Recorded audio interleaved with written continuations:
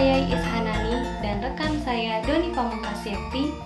Dalam video kali ini kami akan menjelaskan tentang penerapan pemanfaatan sumber belajar seni budaya di lingkungan sekitar dengan pendekatan ekonomi. Berikut penjelasan dari kelompok kami. Dalam membangun pendidikan di masa depan, perlu dirancang sistem pendidikan yang dapat menjawab harapan dan tantangan terhadap perubahan-perubahan yang terjadi. Dari pembelajaran seni budaya, peserta didik diharapkan dapat lebih meningkatkan rasa cinta akan kebudayaan yang membuat timbulnya rasa bela negara. Secara umum, tujuan mata pembelajaran seni budaya berhubungan dengan pengembangan bakat dan kemampuan peserta didik dalam memahami seni dalam konteks iptek, sebagai tritunggal pembentuk perkembangan sejarah peradaban dan kebudayaan baik dalam tingkat lokal, nasional, regional, maupun global. Pada video presentasi kali ini, kami akan menjelaskan 3 poin. Yang pertama, hakikat pendidikan seni budaya. Yang kedua, sumber belajar seni budaya. Dan yang terakhir, implementasi sumber belajar seni budaya dengan pendekatan ekonomi. Sistem pendidikan yang dibangun perlu kesinambungan dari pendidikan prasekolah, pendidikan dasar, pendidikan menengah, dan pendidikan tinggi. Pendidikan seni dan budaya dan keterampilan memiliki sifat multilingual, multidimensional, dan multi pengembangan kemampuan. Mengekspresikan diri secara kreatif dengan berbagai cara dan media seperti bahasa rupa, bunyi, gerak, peran, dan berbagai perpaduannya. Seperti yang kita ketahui bersama bahwa ada kecerdasan emosional atau IQ dan kecerdasan spiritual yang biasa disebut dengan SQ.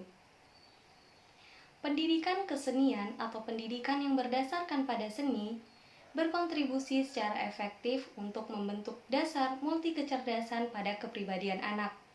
Hal ini sejalan dengan visi misi pendidikan Indonesia.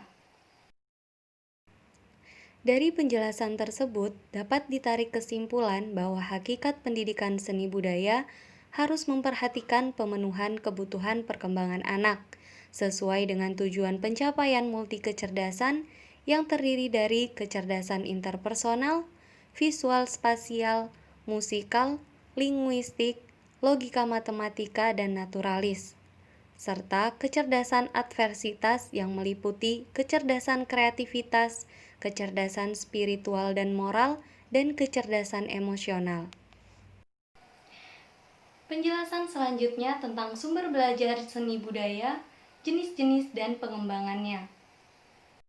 Jenis-jenis sumber belajar. Menurut Haryanto, mengklasifikasikan beberapa jenis media pembelajaran yang biasa digunakan dalam proses pengajaran. Yang pertama yaitu media grafis, berupa gambar, foto, grafik, dan diagram.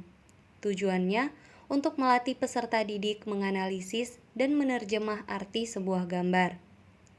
Yang kedua, media 3 dimensi, berupa mock-up, diorama, dan patung, yang bertujuan untuk melatih peserta didik memahami tekstur, ukuran, perspektif, dan menganalisis benda nyata.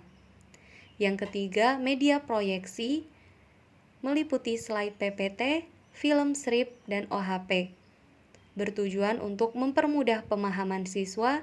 Dengan media ini poin yang disampaikan sangat ringkas. Dan yang terakhir, yaitu media lingkungan, penggunaan media sekitar untuk menunjang pembelajaran. Selanjutnya tentang pengembangan konsep sumber belajar seni budaya. Pengembangan strategi pembelajaran seni rupa dalam konsep keterpaduan bisa disesuaikan dengan kondisi dan situasi yang ada, baik dari segi guru, siswa, atau kurikulum sekolah. Yang harus dipertimbangkan adalah pola keterpaduan jangan dipaksakan, oleh sebab itu dituntut kejelian dan kreativitas guru untuk mengembangkan polanya.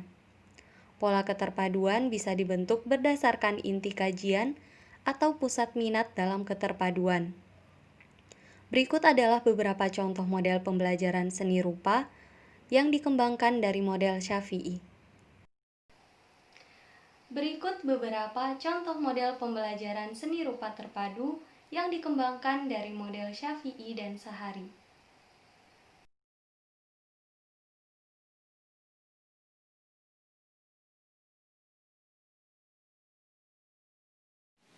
Implementasi sumber pembelajaran seni budaya dengan pendekatan ekonomi.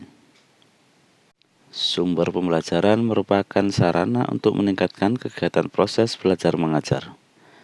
Karena beraneka ragamnya sumber belajar, maka perlu memilihnya dengan cermat dan tepat agar dapat digunakan secara tepat guna. Sumber pembelajaran yang dipilih hendaknya selaras dan menunjang tujuan pembelajaran yang telah ditetapkan.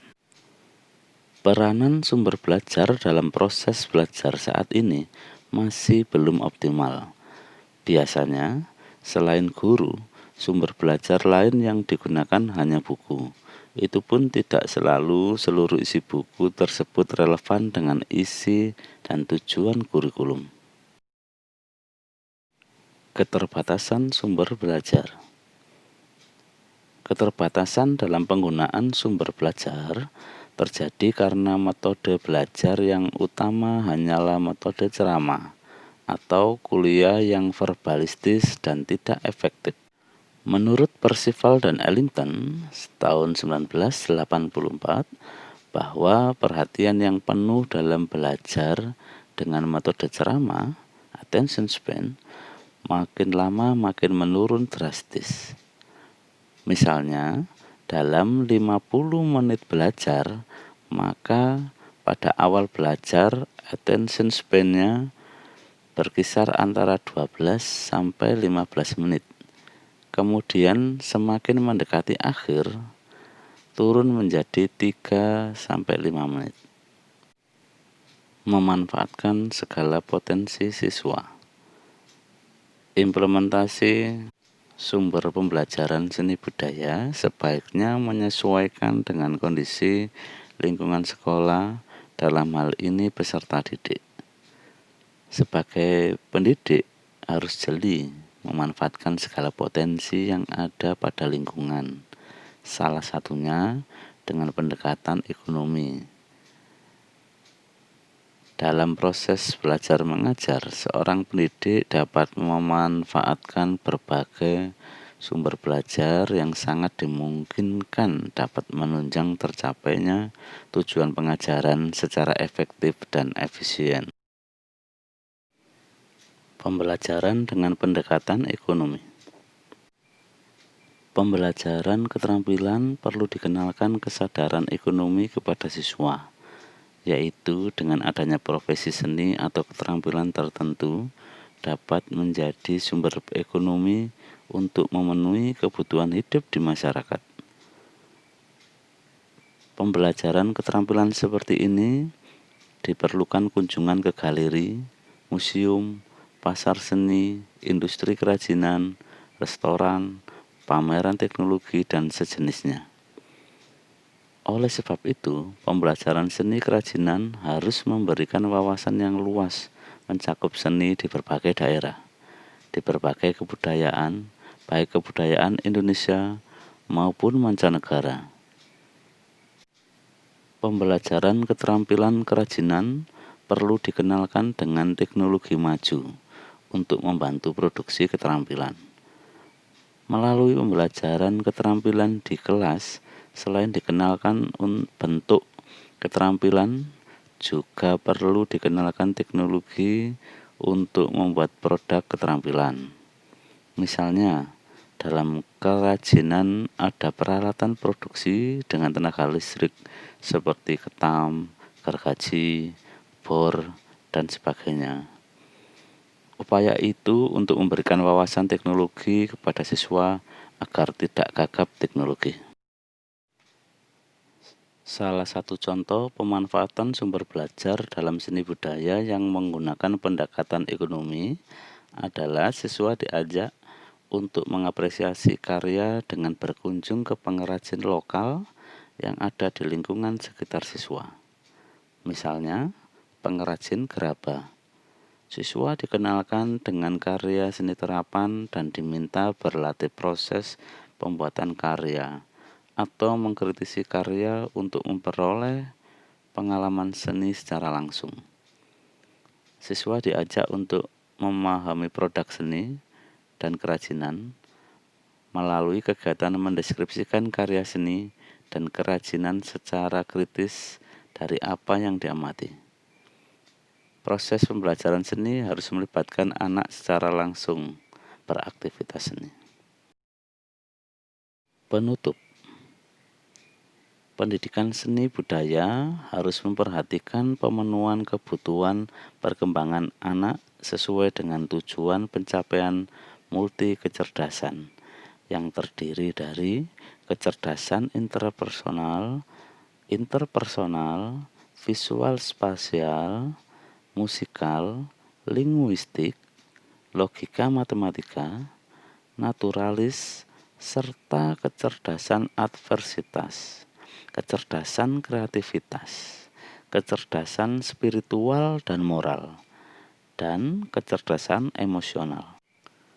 Model pembelajaran apapun yang dikembangkan harus memanfaatkan sumber belajar di lingkungan sekitar secara optimal untuk memberikan pengalaman belajar yang menyenangkan bagi anak, sehingga tujuan pembelajaran seni budaya dapat tercapai dengan baik. Menciptakan situasi belajar yang baik dan kondusif dapat mendorong anak untuk belajar dengan baik. Melalui pendekatan ekonomi, pembelajaran seni budaya harus mampu mengembangkan dan melestarikan seni tradisi daerah setempat.